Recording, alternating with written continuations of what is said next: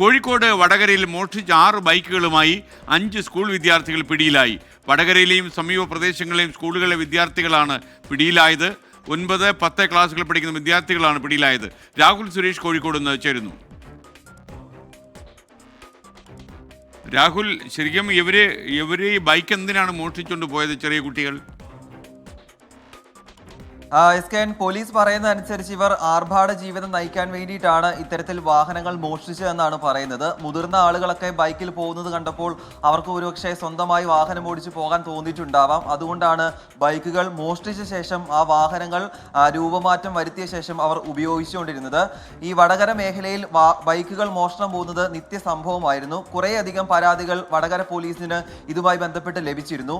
അതിന്റെ അടിസ്ഥാനത്തിലാണ് പ്രത്യേക സ്ക്വാഡ് രൂപീകരിച്ച ശേഷം വടകര പോലീസ് അന്വേഷണം ആരംഭിച്ചത്.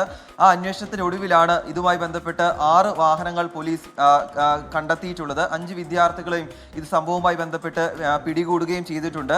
പോലീസ് പറയുന്ന അനുസരിച്ച് വടകര മേഖലയിലെ വിവിധ സ്കൂളുകളിൽ 9, 10 ക്ലാസ്സുകളിൽ പഠിക്കുന്ന വിദ്യാർത്ഥികളാണ് പിടിയിലായിട്ടുള്ളതെന്നാണ് പറയുന്നത്. ഈ മോഷ്ടിച്ച വാഹനങ്ങൾ വീടുകളിൽ കൊണ്ടുപോകുന്നില്ല. അതുകൊണ്ട് രക്ഷിതാക്കൾക്കും ഇത് സംബന്ധിച്ച് കൂടുതൽ അറിവൊന്നും ഉണ്ടായിരുന്നില്ല. ഇന്ന് ഇവരെ കസ്റ്റഡിയിലെടുത്ത ശേഷം മാതാപിതാക്കളെ വിളിച്ചു വരുത്തുമ്പോഴാണ് ഇത്തരത്തിലുള്ള സംഭവങ്ങൾ മാതാപിതാക്കളും അറിയുന്നത്.